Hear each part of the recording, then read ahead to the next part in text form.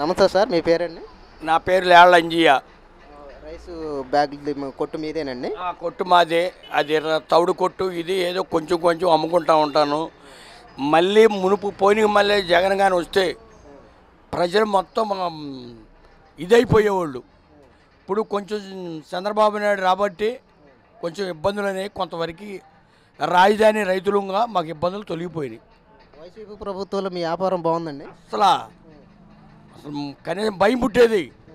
దేనికి ఏం చేస్తాడో ఏం మాట్లాడుతాడని. దానికి దీనికి నక్కగా నాగలోకం అంత తేడా ఉంది. అది అంటే ఆ ప్రభుత్వంలో సంక్షేమ పథకాలని అందరి ప్రజలు దేనికి జనాన్ని సోమరపోతులు చేయడానికి అయ్యి అంతకు తప్పితే రెండో దానికి పనికిరాం. ఇప్పుడు అభివృద్ధి చేయాలి, రాష్ట్రాన్ని అభివృద్ధి చేస్తే చాలా బాగుంటుంది. అంతేగాని పథకాలు ఇస్తే ఏముంది, తీసుకుంటున్నారు, తాగుతున్నారు, బెకార్లలో తిరుగుతున్నారు. అది అంటే మొన్న పవన్ కళ్యాణ్ తీసేసి డిప్యూటీ సీఎంగా లోకేష్ని ఎక్కిద్దామని చెప్పి మొన్న రూమర్లు వచ్చినాయి. అది ఎంతవరకు నిజం అంటారు? అది కరెక్ట్ కాదు. ఇద్దరు కలిసి ఉండాలి, కలిసి పని చేయాలి. మళ్ళీ 10 సంవత్సరాల పాటు వాళ్ళిద్దరూ కలిసి ఉండాలనేదే నా అభిప్రాయం. ఇప్పుడు ఈ జనం ఈ మాటలు ఇవన్నీ వస్తుంది.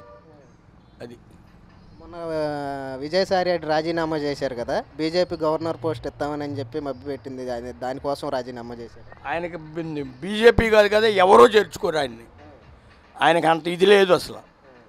దేనికి ఎంతసేపు దోసుకుందాం అని పనికొచ్చాడు జగన్ టైంలో, అంతకు తప్ప రెండోది ఏమీ లేదు. అంటే కూటమి ప్రభుత్వం ఆయన ఆస్తుల మీదను వ్యాపారాల మీద దెబ్బ కొడుతుంది, అందుకే రాజీనామా చేసి బీజేపీలో గవర్నర్ పోస్ట్కి వెళ్దామని చెప్పి అనుకుంటున్నారు. అది నిజమేంత? ఇప్పుడు అది అనేది వాళ్ళు ప్రభుత్వం చూసుకుంటారు. అది మనం బీజేపీలో ప్రభుత్వంలో చేరతాడో ఏం చేస్తాడో ఆయన వ్యక్తిగత అభిప్రాయం, మనకు సంబంధం లేని అభిప్రాయాలు. వైసీపీ ప్రభుత్వం కన్నా కూటమి ప్రభుత్వమే బాగుందంటారు? 100% నేను చెప్పేది కాదు, ప్రజలే చెప్తారు. ఇవాళ రైతాంగం ఒడ్డమ్మారు, ఎమ్మంటే డబ్బులు పడ్డాయి. పోయించారు, ఎన్ని ఇబ్బందులు పడ్డారు. ఇప్పుడు రాజధానిని నువ్వు ఇక్కడ పెడతానన్నప్పుడు నువ్వు కూడా ఉండవుగా రాజధానిలో, అది అసెంబ్లీలో. నువ్వు ఆయాలు ఎందుకు పెట్టకూడదల్లా? ఇవాళ నువ్వు ఎక్కిన తర్వాత 151 సీట్లు వచ్చినాయని నీ ఇష్టారాజ్యం చేసావు.